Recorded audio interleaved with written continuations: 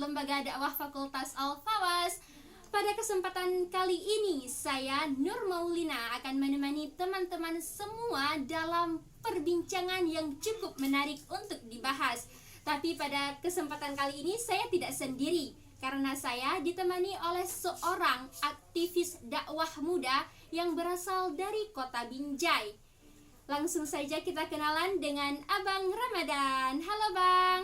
Halo, Apa kabar? sehat alhamdulillah. Alhamdulillah, senang sekali rasanya saya dapat berbincang nih dengan Abang. Jadi teman-teman, untuk sekedar informasi, Abang Ramadan ini pernah menjabat sebagai Ketua Umum Lembaga Dakwah Fakultas tahun 2020 dan 2021. Mungkin ada yang belum kenal nih sama Abang Ramadan. Boleh nggak nih Bang, Abang perkenalkan diri sekaligus menyapa penonton. Boleh. Oke, assalamualaikum warahmatullahi wabarakatuh. Waalaikumsalam. Nama saya Ramadan, asal atau domisili dari kota Binjai, Sumatera Utara. Saat ini saya masih menempuh pendidikan S1 Prodi Administrasi Publik, FISIP Unimal.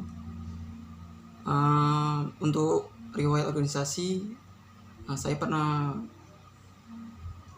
menjabat sebagai Ketua Umum LDF Al-Fawas FISIP periode 2020 sampai dengan 2021.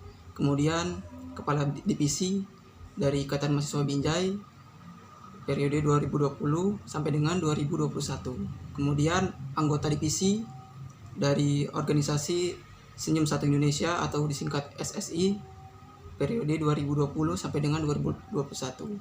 Dan untuk non organisasi, saya merupakan alumni dari MBKM atau Program Kampus Mengajar gelombang pertama. Masya Allah, keren banget nih aktivis dakwah muda yang aktif di banyak banget organisasi. Sebelumnya terima kasih banyak Bang sudah mau hadir menemani saya membahas nih pembahasan yang sangat menarik. Semoga bisa menjadi motivasi dan bermanfaat bagi para penonton semua. Amin.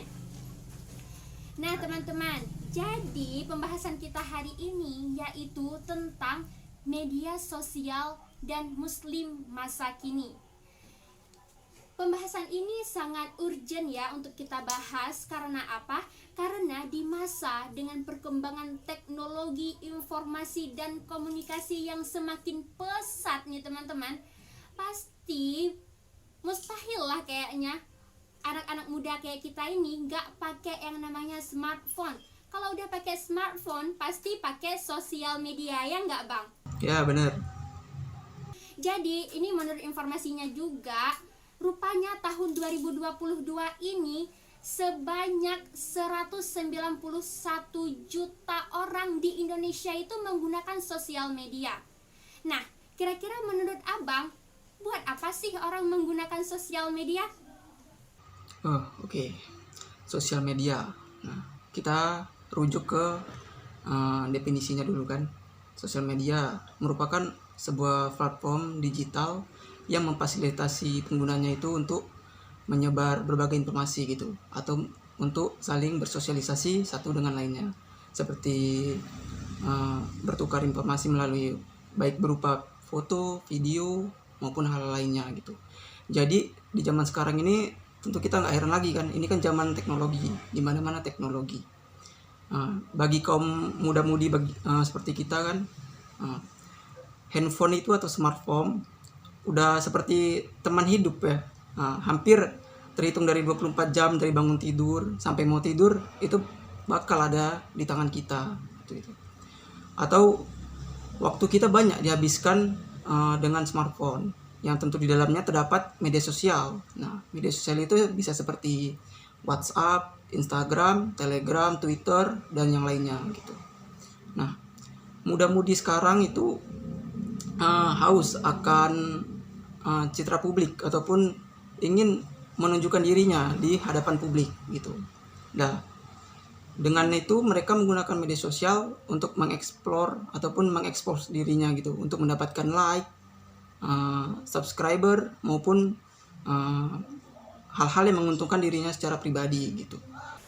Intinya karena saking hausnya nih kepada yang namanya media sosial, ketinggalan dompet daripada ketinggalan HP, lebih milih ketinggalan dompet, ya nggak sih Bang? Ya, itu betul. Nah, jadi kan sekarang kayak abang bilang tadi, kita itu sudah sangat ketergantungan kepada yang namanya sosial media. Dan sosial media itu kita gunakan untuk berinteraksi, untuk untuk kita mencari informasi, edukasi, hiburan, dan bahkan sekarang itu untuk cari uang. Contohnya kayak YouTuber butuh subscriber gitu kan, Bah? Ya, benar. Nah, tapi yang perlu kita ketahui di sini juga, seseorang untuk mendapatkan uang itu harus punya banyak viewer. Nah, untuk mendapatkan view itu, seseorang itu harus unik. Dan bahkan sekarang itu kita kenal dengan kata viral. Orang itu harus viral, terus banyak yang nonton. Dan semakin banyak yang nonton, semakin banyak endorse yang masuk, semakin banyak uang yang didapat. Dan untuk viral itu akhirnya orang melakukan berbagai macam cara tanpa mempertahankan aturan-aturan yang memang seharusnya tidak boleh dilanggar. Nah, menurut Abang itu gimana tuh? Kan Muslim itu diatur oleh syariat-syariat. Ini kita nggak bicara yang di luar Islam ya, karena kita ini kan orang Muslim dan ini lembaga dakwah. Orang Muslim itu diatur tata cara dalam berkehidupan. Sedangkan untuk menjadi viral, orang melakukan segala hal untuk mendapat view, share, dan like. Itu kan sangat bertentangan. Gimana tuh menurut pendapat Abang? Oke, berarti inti tadi zaman sekarang anak muda-mudi ataupun masyarakat yang menggunakan sosial media kebanyakan demi untuk ambisi dirinya sendiri itu melanggar banyak aturan gitu ya. Aturan tentunya kalau bagi seorang muslim itu melanggar berbagai aturan yang sudah ditentukan gitu. Nah, ya itu banyak kejadian untuk sekarang. Kata viral merupakan kata yang udah sering kita dengarkan belakangan ini. Bahkan sebelum-sebelumnya juga sering kita dengar. Viral itu kayak umpan bagi masyarakat. Viral itu selalu menjadi perhatian atau fokus kepada masyarakat. Nah, sehingga para muda-mudi ataupun pengguna sosial media yang menggunakan kata viral itu untuk keuntungan pribadinya. Contohnya yang seperti saudari sampaikan tadi kan. Dengan dia banyak viewers, dengan dia banyak likes, subscriber bertambah, maka dia akan semakin banyak mendapatkan keuntungan berupa uang, gitu kan. Nah, ya itu banyak. Contoh kasus viral, gitu kan. Banyak di media sosial yang terjadi belakangan ini gitu. Contoh seperti dia melanggar aturan, mengekspos dirinya berlebihan gitu, overshare gitu, seperti dia berjoget-joget gitu, atau menggunakan pakaian yang seharusnya tidak boleh digunakan karena terlalu terlalu terbuka ataupun mungkin sejenisnya gitu. Nah, maka dari itu dari MUI atau Majelis Ulama Indonesia membuat beberapa keputusan gitu atau peraturan bahwasannya dalam mempergunakan media sosial ada beberapa batasan. Contohnya tidak boleh melakukan ghibah, fitnah ataupun adu domba dan menyebar kebencian. Nah, itu. Terus selanjutnya ada aturan untuk tidak melakukan bullying terhadap sesama masyarakat gitu, melalui media sosial. Kemudian yang ketiga itu ada dilarang untuk menyebarkan hoax atau kabar palsu ataupun informasi yang tidak benar. Nah, kemudian selanjutnya itu tidak boleh melakukan penyebaran yang berbau dengan video asusila seperti pornografi dan yang lainnya begitu. Jadi rupanya dalam bermedia sosial itu kita juga punya aturan ya Bang ya? Ya. Termasuk Majelis Ulama Indonesia sudah mengatur. Tapi kalau misalnya ayat Al-Quran atau hadis gitu, ada nggak sih yang mengatur kita dalam mengekspresikan diri kita? Karena kan sosial media itu salah satu tempat kita mengekspresikan diri kita, apa-apa curhat di sosial media, bahkan sekarang berdoa pun di sosial media kan ada tuh, ya Allah semoga, kan ada gitu. Ada nggak sih dalil ataupun hal lain yang mengatur tentang cara mengekspresikan diri gitu? Nah, kalau mengenai ini, abang ada kemarin membaca sedikit-sedikit itu kan, literasi gitu. Cuman ini karena ada kekurangan dikit karena lupa gitu. Nah, mungkin bisa kita lanjutkan pertanyaan selanjutnya gitu. Nanti kalau abang ingat baru kita lanjutkan.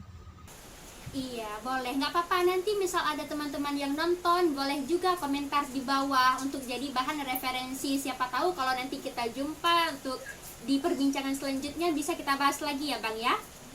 Ya, boleh. Nah, Pokoknya intinya kita itu sebagai seorang muslim nggak boleh nih suka-suka kita aja. Masa apa-apa nanti upload, haus akan pujian gitu di media sosial, itu nggak boleh. Berarti intinya ya sewajarnya gitu Bang ya. ya. Nah, jadi dalam bermedia sosial itu selain untuk mencari informasi, berinteraksi, edukasi, hiburan, kita juga harus berpikir bahwa saat kita menggunakan media sosial ini juga harus bermanfaat nih untuk dunia kita dan untuk akhirat kita. Nah, jadi saya mau tanya nih sama Abang, kira-kira dalam bermedia sosial ada nggak sih seseorang yang bisa kita contoh atau kita jadikan panutan? Oke. Panutan ataupun orang yang dapat kita contoh dalam bermedia sosial dengan baik itu, contohnya salah satu kan, ada mahasiswa UGM bernama Bang Fatur. Nah itu, beliau itu merupakan kalau bisa dibilang anak muda yang sangat patut untuk kita contoh untuk di zaman sekarang ini gitu, karena beliau itu menerapkan aturan Islam dalam hidupnya sehingga dia sukses gitu dalam dunianya gitu. Nah, contohnya dia sudah menjabat sebagai ketua BEM kan, Fakultas Kedokteran. Nah, kemudian dia di Instagram itu merupakan seorang selebgram gitu, ataupun mungkin orang yang terkenal atau berpengaruh di Instagram gitu, dengan pengikut yang tidak sedikit gitu. Nah, konten dia itu kebanyakan mendidik gitu untuk generasi muda supaya mengikuti jejak atau langkahnya agar dapat sukses di pendidikan dunia maupun untuk ilmu akhirat nantinya gitu, untuk bekal dia di akhirat nantinya gitu. Selain itu juga masih banyak seperti orang-orang Bang Fatur ini gitu, seperti kalau untuk selebgram lainnya seperti Anandito, Bahanan, dan masih banyak anak-anak muda yang lainnya gitu, pemuda-pemudi lainnya gitu. Oke Bang, berarti rupanya sosial media itu juga bisa menjadi sarana dakwah, iya Bang? Ya benar. Soalnya kan banyak juga ini, kalau tadi kan Abang ada singgung kayak selebgram gitu, rupanya di media sosial kita juga bisa mengajak orang-orang untuk kembali ke jalan yang benar gitu Bang ya. Ya benar. Ada contoh yang lain juga, ada misalnya kayak ustadz-ustadz kan sekarang sudah mulai nih terjun ke dunia internet lah, kita katakan begitu. Ya. Kalau Abang sendiri ada nggak sih ustadz yang sekarang terjun ke internet gitu yang menjadi favorit Abang, ada nggak? Oh ada. Contoh salah satunya nih, Ustadz Adi Hidayat ya, sama Ustadz Hanan Ataki. Nah, mereka merupakan ustadz yang banyak digandrungi anak muda gitu, karena dalam penyampaian ceramah ataupun syiar agama Islam itu santai gitu, atau cenderung banyak diminati anak muda karena penyampaiannya itu dapat meresapi kehidupan anak muda itu sendiri gitu. Maksudnya nggak terlalu kaku ataupun terlalu formal ataupun yang lainnya gitu. Jadi anak muda ini kan sukanya yang santai tapi tersampaikan makna yang dijelaskan oleh para ustadz tadi gitu. Nah itu contohnya seperti Ustadz Hanan Ataki, Adi Hidayat, Ustadz Khalid. Nah, itu banyak digandrungi oleh pemuda dan pemudi saat ini. Ya, saya juga suka ini Bang, saya juga suka Ustadz Abdul Somad ya, karena selain mendapatkan ilmu kita juga terhibur gitu. Jadi saat mendengarkan dakwah, mendengarkan ceramah kita gak bosan. Ustadz Adi Hidayat saya juga suka, soalnya Ustadz Adi Hidayat itu selain ganteng ya, bisa dibilang, terus juga apa penyampaiannya itu dirincikan gitu, enak kita dengarnya, mudah masuk ya kan. Jadi kalau kita lihat nih panutan-panutan kita yang luar biasa itu, kira-kira inti-intinya dalam kita berdakwah di media sosial, bisa nggak nih, bisa abang kasih tips lah gimana nih kira-kira cara berdakwah di media sosial yang disukai orang. Nah, gimana tuh Bang? Tips cara bermedia sosial ataupun tips cara kita berdakwah melalui media sosial. Nah, yang pertama tadi ada namanya konsisten. Ini sangat penting. Nah, dengan kita konsisten, maka yang melihat kita itu bakal terus pasti akan melihat postingan kita gitu. Nah, dan itu semoga bisa merubah ataupun menggerakkan hati teman-teman ataupun orang-orang yang telah melihat konten kita. Kemudian yang kedua itu dakwah nggak mesti kita membahas hal-hal yang terlalu berat gitu kan, yang seharusnya dibahas oleh ulama ataupun ustadz gitu. Karena kita sebagai pemuda dan pemudi, kita bisa berdakwah itu hanya dengan men-share konten-konten yang dasarnya dulu gitu, yang dalam kehidupan sehari-hari kita yang memiliki peluang besar untuk kita laksanakan atau kita terapkan dalam kehidupan sehari-hari. Nah, itu sangat penting dasar, karena di zaman sekarang ini pemuda dan pemudi itu pasti bakal semakin menjauh ataupun lari apabila kita langsung membahas hal-hal yang sangat berat gitu, karena mereka menyukai dengan hal-hal yang ringan dan mudah untuk dipahami. Nah, ini bisa dijadikan tips untuk kita. Kemudian selanjutnya itu dengan kita berdakwah melalui media sosial, kita jangan menghakimi ataupun mendiskriminasi seseorang gitu. Jadi seharusnya kita bisa merangkul mereka gitu. Kita merangkul dengan, kita jangan malah menggurui mereka gitu. Kita harus bisa bergandeng tangan dengan mereka untuk saling menguatkan gitu. Karena berdakwah ini tidak bisa hanya mulai satu orang gitu. Dikatakan sukses apabila kita bisa bergandeng tangan ataupun bersama-sama untuk menuju kebaikan. Itu bisa dikatakan sukses. Nah, mungkin secara garis besar yang telah abang pelajari hanya ada 3 poin tadi itu. Yang pertama konsisten, kemudian yang kedua hal-hal dasar yang memiliki peluang besar untuk diterapkan dalam kehidupan sehari-hari gitu.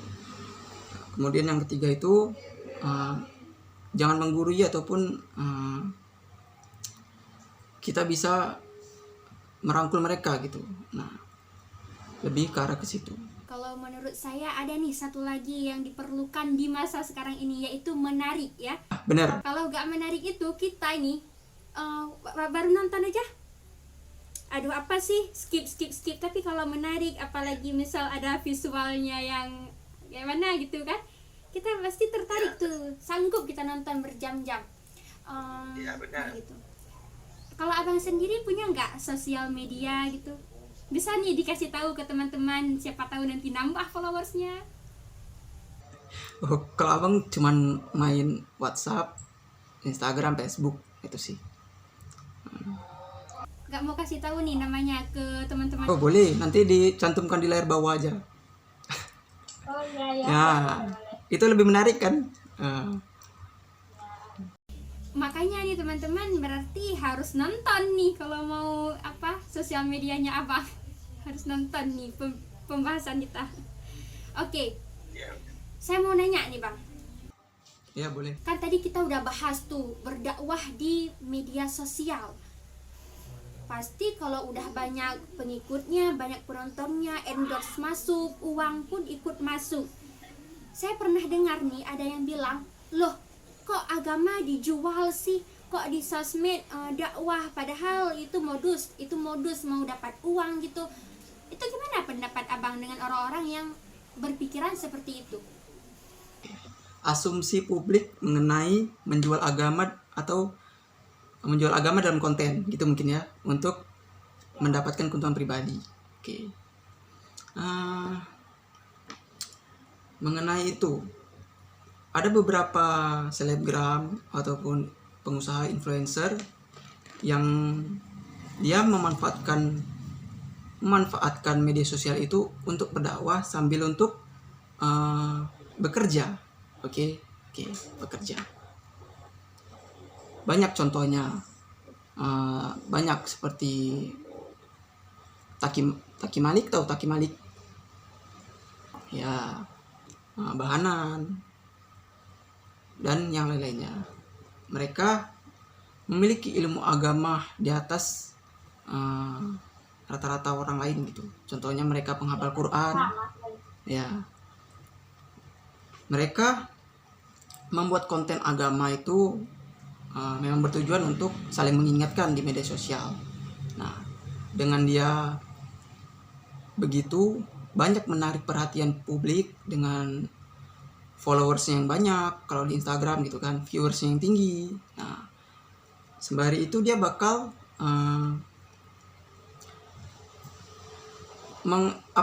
mempromosikan produk-produk yang dia miliki gitu. Nah, itu produk hasil yang dia kelola gitu untuk pekerjaannya gitu. Contohnya seperti makanan. Kalau Taki Malik kan banyak tuh makanan seperti pisang coklat dan lain-lainnya gitu. Abang lupa mereknya gitu. Nah, jadi di sini konteksnya sebenarnya tidak menjual agama, namun dia menyebarkan ilmu-ilmu agama dalam kontennya sembari dengan mempromosikan produk jualannya. Karena ini memang pekerjaan dia bekerja sebagai pengusaha, dan pengusaha itu kunci terbesarnya itu melalui media sosial, karena dengan media sosial bakal akan cepat menyebarluaskan produknya itu ke seluruh tempat gitu. Jadi memang sebagian orang berasumsi bahwasanya konten yang mereka buat itu hanya untuk kesenangan pribadi mereka dengan menjual agama gitu kan. Padahal kalau kita lebih memperhatikan ataupun lebih memahami bahwasanya mereka itu tujuan utamanya apa? Tujuan mereka itu menyebarkan dakwah, karena mereka tuh dai-dai muda ya, kayak Taki Malik, Bahanan dan yang lain-lainnya banyak gitu. Dan sembari itu mereka mengambil keuntungan pribadi dengan menjual produk yang tentunya ini hal yang dihalalkan gitu, nggak diharamkan gitu. Iya, jadi sebenarnya mungkin itu adalah pendapat orang yang telinganya panas gitu mendengarkan dakwah, mungkin begitu. Ya, bisa jadi. Bisa jadi. Tapi kalau menurut saya, pendapat seperti itu tidak perlu kita dengarkan. Karena apa? Mungkin mendapatkan uang itu adalah bonus karena mereka sudah membantu agama Allah. Pernah dengar gak sih bang, kalau misal kita tanam rumput, padi itu nggak tumbuh, tapi kalau kita tanam padi, rumput itu jadi tumbuh.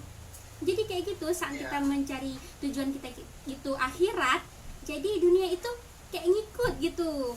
Begitu juga dengan aktivis dakwah yang kita sebutkan tadi, mereka memang niatnya murni untuk dakwah, mengajak kembali ke jalan yang benar, lalu uang itu masuk, itu kan bonus, iya nggak?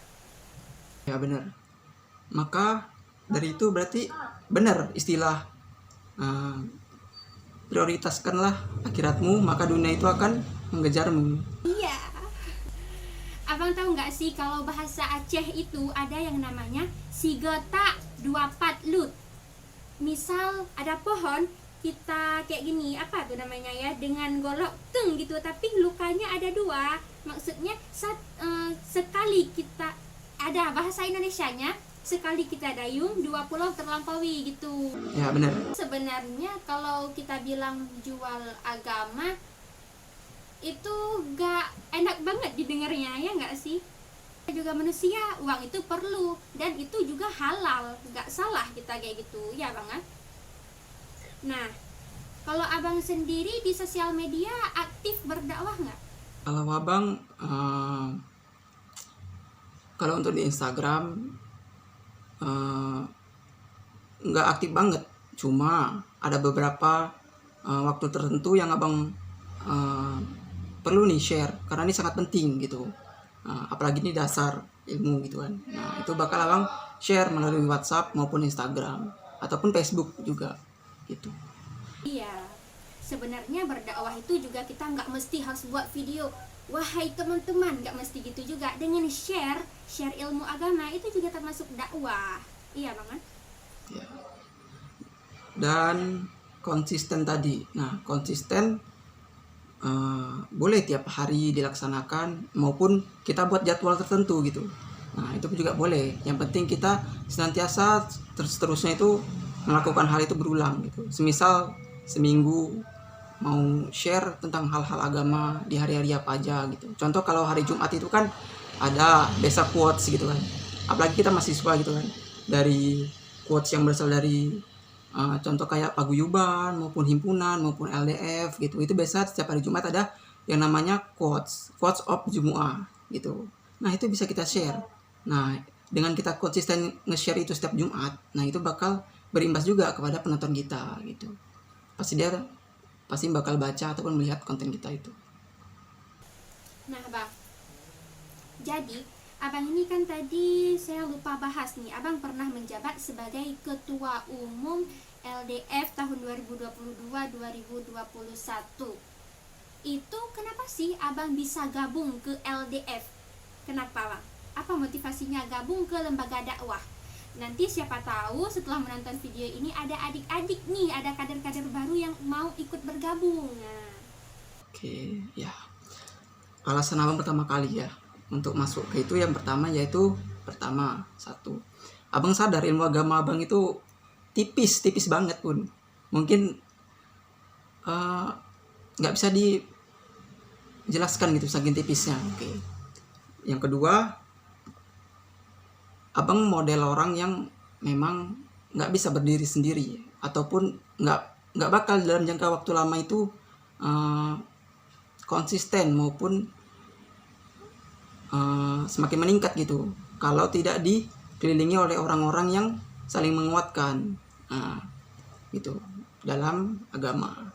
Dan yang ketiga, abang lihat kebanyakan orang yang memiliki basic ataupun memiliki ruang lingkup pertemanan di lembaga dakwah kampus itu merupakan orang-orang yang hebat gitu. Abang rasa ya, Masya Allahnya hebat gitu. Jadi orang-orang yang memiliki jati diri yang kuat gitu, sehingga mereka dapat menentukan apa langkah selanjutnya setelah melakukan hal yang saat ini mereka laksanakan gitu. Contoh kalau sekarang itu perkuliahan gitu kan. Nah, kemudian mereka sudah punya gambaran ataupun punya list untuk kedepannya apa yang dilaksanakan gitu. Jadi itu 3 poin yang abang petik sih dari mereka. Yang pertama yaitu tadi itu kan abang tidak bisa konsisten apabila tidak berada dalam lingkungan teman-teman yang bisa saling mengingatkan dalam hal kebaikan. Nah, kemudian orang-orang yang tergabung dalam ruang lingkup dakwah kampus itu merupakan orang-orang yang hebat gitu, karena mereka belajar ilmu agama dan kemudian ilmu dunia itu mengikuti mereka begitu. Ya, itulah yang hebatnya dari mereka. Dan yang kedua dan yang selanjutnya itu abang sadar ilmu agama abang itu masih sedikit gitu. Maka kalau nggak dimulai dari sekarang, kapan lagi kan gitu.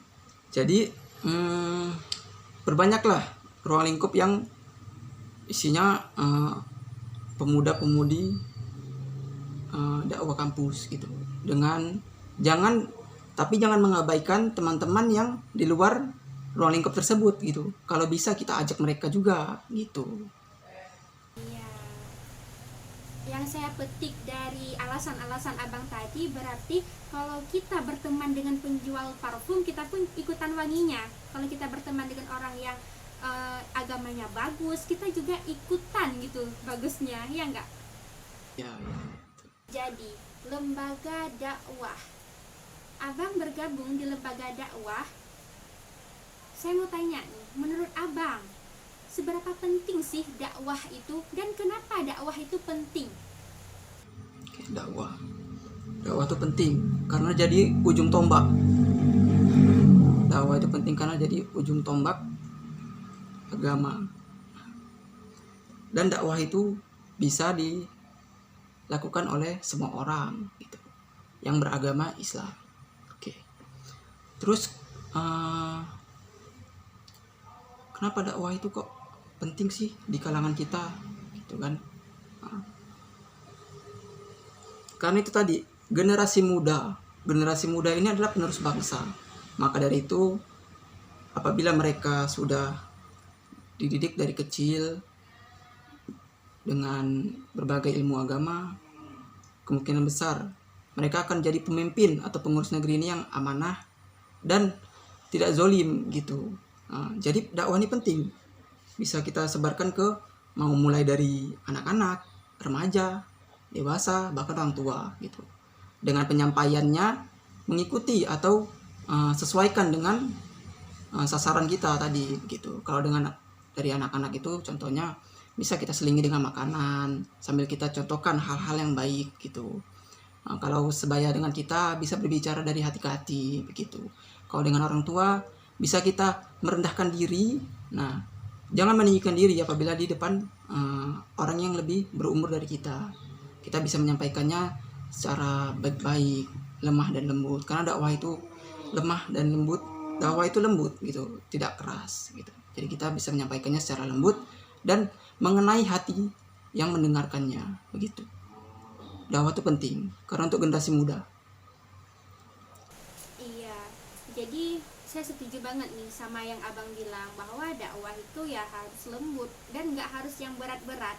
Apalagi dakwah itu mudah caranya. Abang pernah dengar gak sih kalau berdakwah itu ada 3 cara? Nah, kan ada tuh dakwah bilhal, dakwah dengan perbuatan kita, dakwah dengan perkataan. Itu bukan dakwah ya, mencegah itu mah. Salah saya nih. Mungkin kita saling ada kekurangan gitu, kelupaan, nggak apa-apa gitu. Iya, nggak apa-apa memang. Ini memang beginilah. Jadi kalau misal ada pendakwah yang kadang salah ngomong dikit, itu jangan langsung dihina, orang itu juga bisa lupa. Nah, berarti saat kita melihat sesuatu yang salah itu, baik itu di dunia nyata ataupun di media sosial, itu kita bisa mengingatkan, kita juga bisa mencontohkannya dengan diri kita sendiri. Itu kan juga bagian dari dakwah, nggak salah sebenarnya. Emang ada 3 cara. Bisa dengan perbuatan kita tunjukkan begini loh yang benarnya. Misal orang minum lewat tangan kiri, kita begini loh. Nah, kayak gitu. Bisa dengan kita bilang juga, jangan dong minum lewat tangan kiri, itu kan perbuatan setan kalau sama anak-anak. Bisa juga kalau kita ingatin, misal dia bunuh kita, itu lebih baik diam ya teman-teman. Intinya saling mengingatkan, karena itu yang terpenting gitu. Saling mengingatkan dan jangan menghakimi. Nah, itu banyak di zaman sekarang orang bermedia sosial, apalagi perihal agama. Nah, kita namanya manusia biasa, pasti ada kesalahan ataupun hilap gitu kan dalam penyampaian informasi. Nah, daripada kita menghujat ataupun menghakimi orang tersebut, lebih baik kita menyampaikan, mengingatkan. Jadi mana yang salah kita ingatkan gitu. Jadi supaya kedepannya itu tidak terulang lagi, kan begitu. Iya, karena dakwah itu kan mengajak, persuasif, bukan mengancam gitu ya. Iya, benar. Jangan kayak gitu, jangan kayak gitu, jangan kayak gitu. Tapi gini loh, nah begitu. Iya bang. Iya, benar-benar. Ini kalau salah diingatkan juga, soalnya saya ini masih minim sekali bagian itu. Oke bang, ini nggak terasa ya, udah hampir 40 menit loh kita ngobrolnya. Iya, 40 menit. Tapi sebelum itu saya masih banyak banget ini pertanyaan sama abang. Boleh kita lanjut sebentar lagi? Boleh. Saya mau tanya nih pendapat abang tentang muslim ataupun muslimah yang sekarang itu bermedia sosial yang lebih dari kata wajar. itu kan sudah kasus seperti itu sudah banyak sekali kita temukan. Sebelum kita menutup nih perbincangan kita, saya mau tanya pendapat abang tentang kasus-kasus yang di luar logika itu. Misalnya ada nih muslimah udah di aplikasi gitu kan, misalnya joget-joget gitu, umbar aurat, itu kan bisa ditonton seluruh dunia, bahkan bukan perempuan aja. Kalau perempuan katakanlah emang mereka bagus jogetnya, ini laki-laki pun ikutan joget. Nah, gimana tuh bang? Yang komentarnya pun tak terkontrol, terus maraknya berita-berita hoax, dan banyak banget pokoknya kelakuan viral itu yang di luar kepala, dan justru itu juga melenceng nih dari agama Islam. Itu gimana pendapat abang dengan mereka? Bisa mungkin nanti dikasih saran juga untuk orang-orang yang mungkin telah terjerumus gitu. Oke, mengenai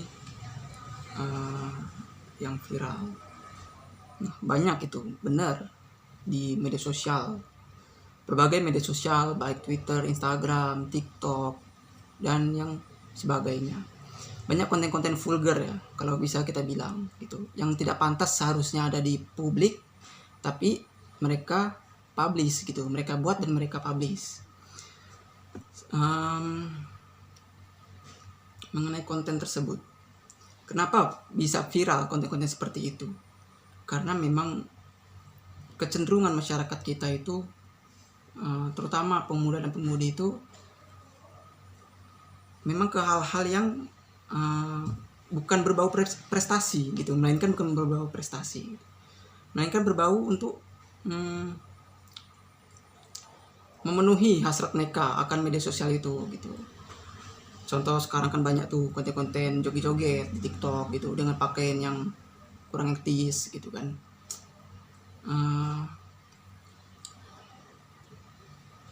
Terlalu banyak, bukan banyak lagi, namun terlalu banyak, melampaui batas konten-konten seperti itu. Tugas kita sebagai sesama muslim, sebagai sesama manusia, hanya bisa untuk mengingatkan di komentarnya, ataupun kalau kita kenal bisa kita ingatkan melalui personal chat gitu. Karena mengingatkan seorang itu lebih diutamakan hati ke hati atau face to face antara si orang yang melakukan hal tersebut dengan orang yang mengingatkan gitu. Jadi misalkan abang gitu mengingatkan teman abang gitu, si A. Abang mengingatkannya tidak di depan publik gitu, mengingatkannya saat kami masih sedang berduaan gitu, ngobrol gitu kan. Itu abang ingatkan, itu lebih dianjurkan gitu. Cuma kalau untuk di media sosial kan itu kita nggak kenal gitu, nggak kenal sama orang tersebut gitu. Mungkin bisa kita ingatkan secara pelan-pelan ataupun secara singkatnya saja gitu, dengan cara tidak mengguruinya gitu. Atau mungkin kita pasti risih kan dengan konten-konten seperti itu gitu. Mungkin dengan kita tidak melihatnya juga itu bakal mengurangi beban dia nantinya gitu. Karena semakin banyak yang melihat konten dia itu, maka itu akan kembali lagi ke dirinya gitu.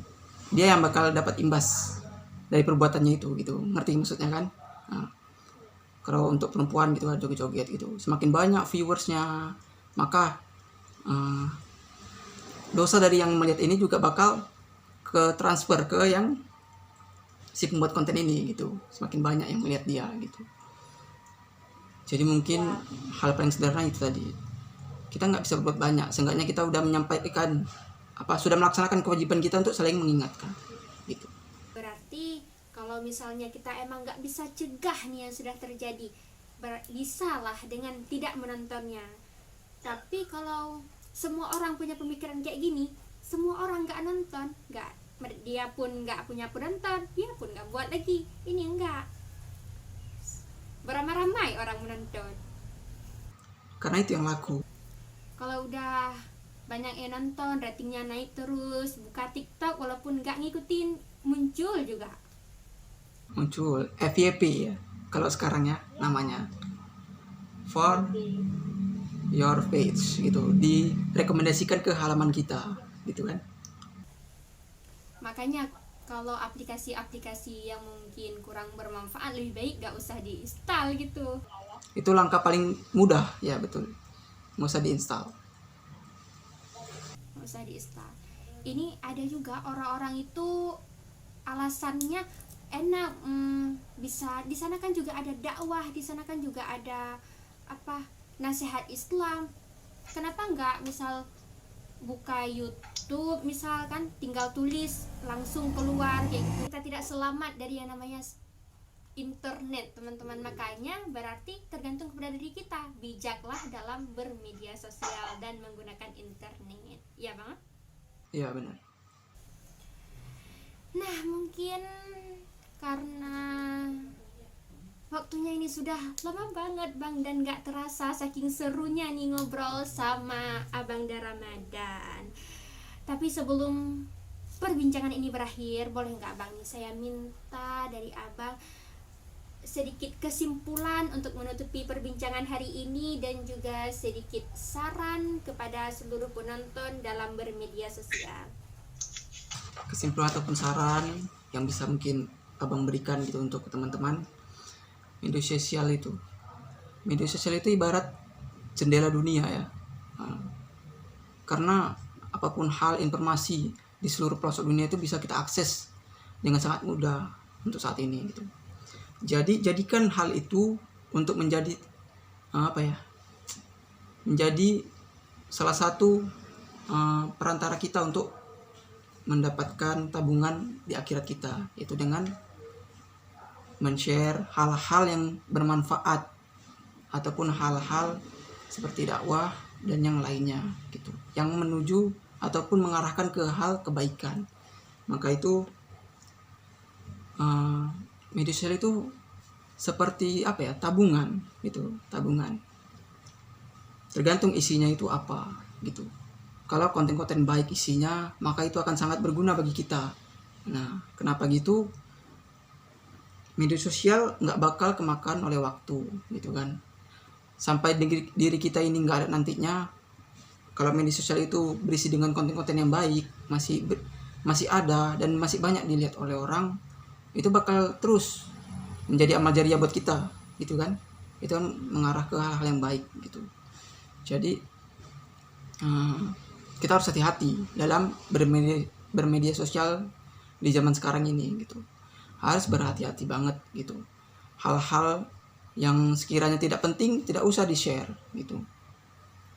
Karena sangat mengerikan gitu. Kita nggak tahu dampak atau efek dari yang kita share itu apa gitu. Kalau itu hal keburukan, kita tidak tahu nantinya hal keburukan itu bisa mempengaruhi seseorang untuk menciptakan hal-hal keburukan yang lainnya gitu. Nah, kalau hal yang baik kita share, maka tidak hal baik yang kita share, maka itu akan berimbas juga kepada orang yang melihatnya. Pasti dia bakal bisa menciptakan hal-hal baik selanjutnya begitu. Jadi kita harus bijak dalam bermedia sosial gitu. Kita manfaatkan media sosial itu sebagai lahan kita untuk terus mendapatkan informasi maupun hal-hal yang baik untuk kedepannya gitu. Itu akan sangat berguna gitu, media sosial. Mungkin dari abang cuma itu gambaran luarnya. Bijaklah dalam bermedia sosial gitu. Karena itu merupakan jendela dunia gitu. Bijaklah dalam bermedia sosial dan usahakan media sosial itu bermanfaat untuk dunia dan akhirat kita, begitu Bang? Iya, benar. Baiklah kalau begitu. Tapi sebelum itu saya punya pesan nih untuk teman-teman juga. Karena setelah kematian hanya ada 3 amal yang terus mengalir, yaitu ilmu yang bermanfaat, anak yang soleh, dan sedekah jariah. Maka kita bisa nih memanfaatkan ilmu yang kita punya, ilmu bermanfaat yang kita punya, kita share di media sosial. Semoga itulah yang bisa menjadi pahala yang terus mengalir untuk kita. Iya, benar. Saya ulangi sekali lagi, bijaklah dalam bermedia sosial. Terima kasih untuk seluruh penonton di rumah. Terima kasih juga kepada Abang Ramadan yang sudah bersedia nih berbincang bersama kami. Ya, sama-sama. Hanya ini untuk hari ini. Jika nanti ada kesempatan boleh kita ngobrol-ngobrol lagi Bang. Boleh. Kami mohon maaf jika ada kesalahan dan kekurangan. Teman-teman jangan lupa untuk like, comment, share, dan subscribe channel ini. Terima kasih sudah menonton. Kami akhiri. Wassalamualaikum warahmatullahi wabarakatuh. Waalaikumsalam warahmatullahi wabarakatuh.